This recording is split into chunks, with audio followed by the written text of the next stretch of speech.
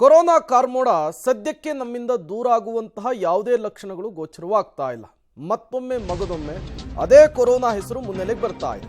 ರಾಜ್ಯದಲ್ಲಿ ಮತ್ತೆ ಈಗ ಕೊರೋನಾ ಟೆನ್ಷನ್ ಜಾಸ್ತಿ ಆಗ್ತಾ ಇದೆ. ಇವತ್ತಿನಿಂದ 60 ವರ್ಷ ಮೇಲ್ಪಟ್ಟವರಿಗೆ ಮಾಸ್ಕ್ ಕಂಪಲ್ಸರಿ ಕಡ್ಡಾಯ. ಆರೋಗ್ಯ ಸಚಿವರಾದಂತಹ ದಿನೇಶ್ ಗುಂಡೂರಾವ್ ಅವರೇ ಸ್ವತಃ ಹೇಳಿಕೆಯನ್ನು ಕೊಟ್ಟಿದ್ದಾರೆ. ಹೃದಯ, ಕಿಡ್ನಿ, ಇತರೆ ಕಾಯಿಲೆಗಳಿಂದ ಬಳಲ್ತಾ ಇರೋರು, ಜ್ವರ, ಶೀತ, ಕಫ ಇರೋರು ಮಾಸ್ಕ್ ಅನ್ನ ಕಡ್ಡಾಯವಾಗಿ ಬಳಸಬೇಕು. ಶೀತ, ಜ್ವರ, ಕೆಮ್ಮು ಇರೋರು ಕೊರೋನಾ ಪರೀಕ್ಷೆಯನ್ನ ಮಾಡಿಸಿಕೊಳ್ಳಬೇಕು ಅನ್ನುವಂತಹ ಸೂಚನೆಯನ್ನು ಕೊಟ್ಟಿದ್ದಾರೆ. ಹೆಚ್ಚು ಟೆಸ್ಟಿಂಗ್ ಮಾಡುವಂತೆ ಆರೋಗ್ಯ ಇಲಾಖೆ ಸೂಚನೆಯನ್ನ ಹೊರಡಿಸಿದೆ. ಆರೋಗ್ಯ ಸಚಿವ ದಿನೇಶ್ ಗುಂಡೂರಾವ್ ಈ ಕುರಿತಂತೆ ಹೇಳಿಕೆಯನ್ನು ಕೊಟ್ಟಿದ್ದಾರೆ.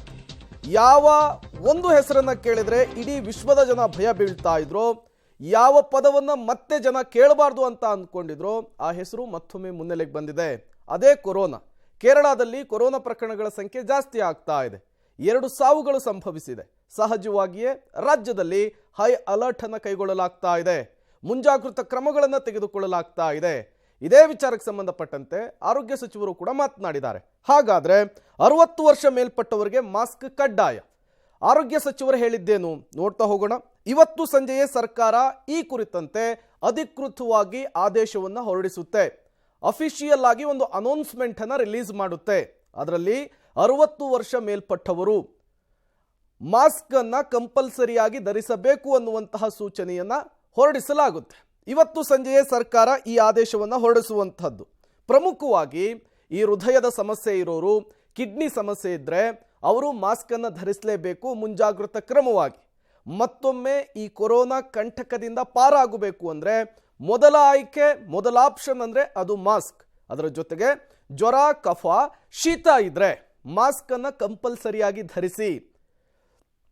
ಚಳಿಗಾಲ ಆಗಿರೋದ್ರಿಂದ ವಾತಾವರಣದಲ್ಲಿ ಸ್ವಲ್ಪ ವೇರಿಯೇಷನ್ ಆಗುತ್ತೆ. ಕೆಮ್ಮು, ಜ್ವರ ಬಂದಿದೆ, ಇದು ಕೊರೋನಾ ಅಲ್ಲ ಅಂಥೇಳಿ ನೆಗ್ಲೆಕ್ಟ್ ಕೂಡ ಮಾಡಬೇಡಿ ಅಂಥೇಳಿ ಈಗಾಗಲೇ ಆರೋಗ್ಯ ಸಚಿವರಾದಂತಹ ದಿನೇಶ್ ಗುಂಡೂರಾವ್ ಅವರು ಸ್ಪಷ್ಟಪಡಿಸಿದ್ದಾರೆ. ಇನ್ನು ಆಸ್ಪತ್ರೆಗೆ ಭೇಟಿಯನ್ನು ಕೊಡೋರು ಮಾಸ್ಕ್ ಅನ್ನು ಹಾಕ್ಕೊಳ್ಳಿ. ಅದು ಡಾಕ್ಟರ್ ಆಗಿರಬಹುದು, ನರ್ಸ್ ಆಗಿರಬಹುದು, ಅಥವಾ ಆಸ್ಪತ್ರೆಗೆ ಹೋಗಿ ಟ್ರೀಟ್ಮೆಂಟ್ ಅನ್ನು ಪಡೆಯುವಂತಹ ಪೇಷಂಟ್ಸ್ಗಳೇ ಆಗಿರಬಹುದು. ಜ್ವರ, ಕೆಮ್ಮು ಇದ್ರೆ ಕೊರೋನಾ ಟೆಸ್ಟ್ ಅನ್ನು ಮಾಡಿಸಿಕೊಳ್ಳಿ. ಇದು ಆರೋಗ್ಯ ಸಚಿವರು ಹೇಳಿರುವಂತಹ ಮಾಹಿತಿ. ಆರೋಗ್ಯ ಇಲಾಖೆ ಇವತ್ತು ಸಂಜೆ ಈ ಒಂದು ಹೊಸ ಗೈಡ್ಲೈನ್ಸ್ ಅನ್ನು ರಿಲೀಸ್ ಮಾಡುವಂತಹ ಸಾಧ್ಯತೆ ಇದೆ. ಸಹಜವಾಗಿಯೇ ಆ ಗೈಡ್ಲೈನ್ಸ್ನಲ್ಲಿ ಈ ಎಲ್ಲ ಅಂಶಗಳನ್ನು ಕೂಡ ಉಲ್ಲೇಖಿಸುವಂತಹ ಸಾಧ್ಯತೆ ಇರುವಂತಹದ್ದು. ಅಟ್ ದ ಸೇಮ್ ಟೈಮ್ ಈಗಾಗಲೇ ಕ್ರಿಸ್ಮಸ್ ಬರ್ತಾ ಇದೆ, ಜೊತೆಗೆ ಹೊಸ ವರ್ಷ ಕೂಡ ಬರ್ತಾ ಇದೆ. ಬಹಳಷ್ಟು ಜನ ಪಾರ್ಟಿ, ಮೋಜು ಮಸ್ತಿ ಅಂಥೇಳಿ ಒಂದು ಕಡೆ ಸೇರುವಂತಹ ಸಾಧ್ಯತೆ ಇದೆ. ಈ ಸಂದರ್ಭದಲ್ಲಿ ಕೊರೋನಾ ಸ್ಪ್ರೆಡ್ ಆಗಬಾರ್ದು ಅಂಥೇಳಿ ಮುಂಜಾಗೃತಾ ಕ್ರಮದ ದೃಷ್ಟಿಯಲ್ಲಿ ಆರೋಗ್ಯ ಇಲಾಖೆ ಈ ಎಲ್ಲ ಕ್ರಮಗಳನ್ನು ತೆಗೆದುಕೊಳ್ಳುವಂತಹ ಸಾಧ್ಯತೆ ಇದೆ. ಯಾರು ಕೂಡ ಪಡಬೇಕಾಗಿಲ್ಲ. ಒಂದು. ಎರಡನೇದು, ನಾವು ಮೊನ್ನೆ ಸಭೆ ಮಾಡಿ ನಿನ್ನೆನೂ ಕೂಡ ನಮ್ಮ ತಾಂತ್ರಿಕ ಸಲಹಾ ಸಮಿತಿ ಏನಿದೆ ಡಾಕ್ಟರ್ ರವಿ ಅವರ ನೇತೃತ್ವದಲ್ಲಿ ಅವರು ನಿನ್ನೆ ಸಭೆ ಮಾಡಿದ್ದಾರೆ. ಈಗ ಕೆಲವು ಅಡ್ವೈಸರಿಗಳನ್ನು, ಸಲಹೆಗಳನ್ನು ಈಗ ನಾವು ಜನರಿಗೆ ನೀಡ್ತಾ ಇದ್ದೀವಿ. ಒಂದು, ಯಾರು 60 ವರ್ಷಕ್ಕಿಂತ ಹೆಚ್ಚಿರೋರು ಮತ್ತು ಯಾರಾದರೂ ಬೇರೆ ಬೇರೆ ಈ ಹೃದಯ ಮತ್ತು ಕಿಡ್ನಿ ಈ ಥರ ಕೋಮಾರ್ಬಿಡಿಟೀಸ್ ಇರ್ತಕ್ಕಂಥ ಜನರಿಗೆ, ಮತ್ತು ಕಫ ಮತ್ತು ಜ್ವರ, ಕೆಮ್ಮು ಇಂಥ ಇರ್ತಕ್ಕಂಥವ್ರು ಎಲ್ಲರೂ ಕೂಡ ಕಡ್ಡಾಯವಾಗಿ ಮಾಸ್ಕನ್ನು ಹಾಕೋಬೇಕು ಅಂತಲೂ ಕೂಡ ಒಂದು ಸಾರ್ವಜನಿಕವಾಗಿ ಎಲ್ರಿಗೂ ಹೇಳ್ತಾ ಇದ್ದೀವಿ. ಆಮೇಲೆ ನಮ್ಮ ಎಲ್ಲ ಆಸ್ಪತ್ರೆಗಳಲ್ಲಿ ಮತ್ತು ಆರೋಗ್ಯ ಕೇಂದ್ರಗಳಲ್ಲಿ ಸಜ್ಜಾಗಿರೋದಕ್ಕೂ ಕೂಡ ಹೇಳಿದ್ದೀವಿ.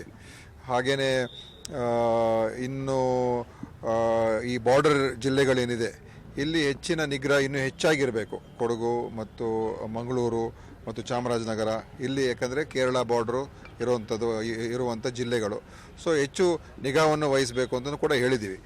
ಆದ್ದರಿಂದ ಮತ್ತು ಹೆಚ್ಚು ಟೆಸ್ಟ್ಗಳನ್ನು ಮಾಡಿಸೋದಕ್ಕೆ ನಾವು ಈಗ ಆದೇಶ ಮಾಡ್ತಾ ಇದ್ದೀವಿ.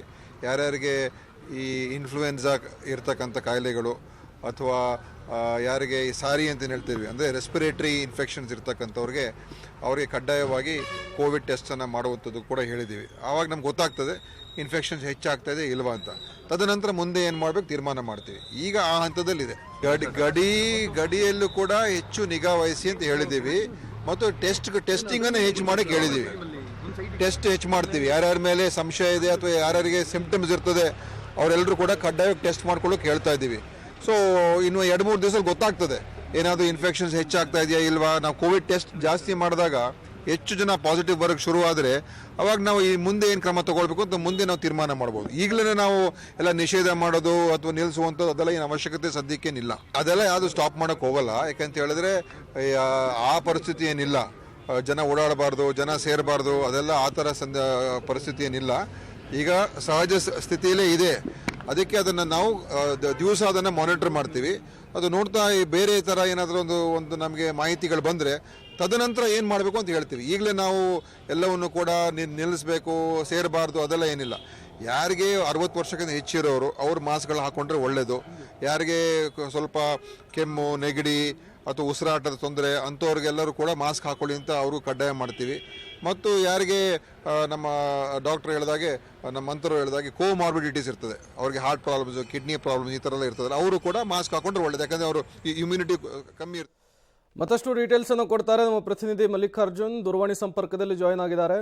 ಮಲ್ಲಿಕಾರ್ಜುನ್, ಮತ್ತೆ ಕೊರೋನಾ ರಿಎಂಟ್ರಿಯನ್ನು ಪಡೆದುಕೊಂಡಿರುವಂತಹದ್ದು, ಆರೋಗ್ಯ ಸಚಿವರು ಕೂಡ ಈಗಾಗಲೇ ಒಂದಿಷ್ಟು ಸೂಚನೆಗಳನ್ನು ಕೊಟ್ಟಿದ್ದಾರೆ.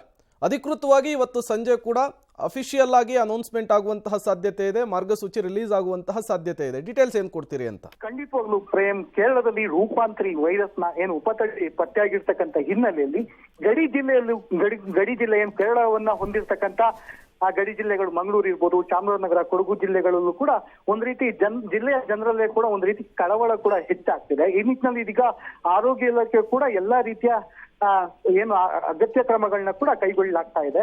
ಈ ನಿಟ್ಟಿನಲ್ಲಿ ಇವತ್ತು ಕೂಡ ಆರೋಗ್ಯ ಸಚಿವರು ಕೊಡಗು ಜಿಲ್ಲೆಗೆ ಭೇಟಿ ನೀಡಿರ್ತಕ್ಕಂಥ ಸಂದರ್ಭದಲ್ಲಿ 60 ವರ್ಷ ಮೇಲ್ಪಟ್ಟವರು ಕಡ್ಡಾಯವಾಗಿ ಮಾಸ್ಕ್ ಅನ್ನ ಧರಿಸಲಿಕ್ಕೆ ಕೂಡ ಈಗಾಗಲೇ ಆದೇಶವನ್ನ ರಾಜ್ಯ ಸರ್ಕಾರದಿಂದ ಸಂಜೆ ವೇಳೆಗೆ ಬಿಡುಗಡೆ ಕೂಡ ಮಾಡ್ಲಾಗ್ತದೆ ಅನ್ನೋದು ಕೂಡ ಹೇಳಲಾಗ್ತಾ ಇದೆ. ಈ ನಿಟ್ಟಿನಲ್ಲಿ ಈಗ ಕಿಡ್ನಿ ಸಂಬಂಧಿತ ಕಾಯಿಲೆ ಇರ್ಬೋದು, ಹೃದಯ ಸಂಬಂಧಿತ ಕಾಯಿಲೆ ಇರ್ಬೋದು, ಅಥವಾ ಶೀತ, ಜ್ವರ ಇನ್ನಿತರ ಕಾಯಿಲೆಗಳಿಂದ ಬಳಲುವಂತ 60 ವರ್ಷದ ಒಳಗಿರೋರು ಕೂಡ ಕಡ್ಡಾಯವಾಗಿ ಮಾಸ್ಕ್ ಅನ್ನ ಧರಿಸಲೇಬೇಕಾಗುತ್ತೆ. ಹೀಗಾಗಿ ಅಗತ್ಯ ಕ್ರಮಗಳನ್ನ ಈಗಾಗಲೇ ಎಲ್ಲ ಪ್ರಾಥಮಿಕ ಇರ್ಬೋದು, ಆಸ್ಪತ್ರೆಗಳಲ್ಲಿ ಎಲ್ಲಾ ರೀತಿಯ ಬೆಡ್ ವ್ಯವಸ್ಥೆಗಳನ್ನ ಕೂಡ ಮಾಡ್ಲಾಗ್ತಾ ಇದೆ ಅಂತಾನೂ ಕೂಡ ಈಗಾಗಲೇ ಆರೋಗ್ಯ ಸಚಿವರು ಹೇಳಾಗಿರೋದು. ಓಕೆ, ಥ್ಯಾಂಕ್ ಯು ಮಲ್ಲಿಕಾರ್ಜುನ್ ತಮ್ಮೆಲ್ಲ ಮಾಹಿತಿಗಾಗಿ.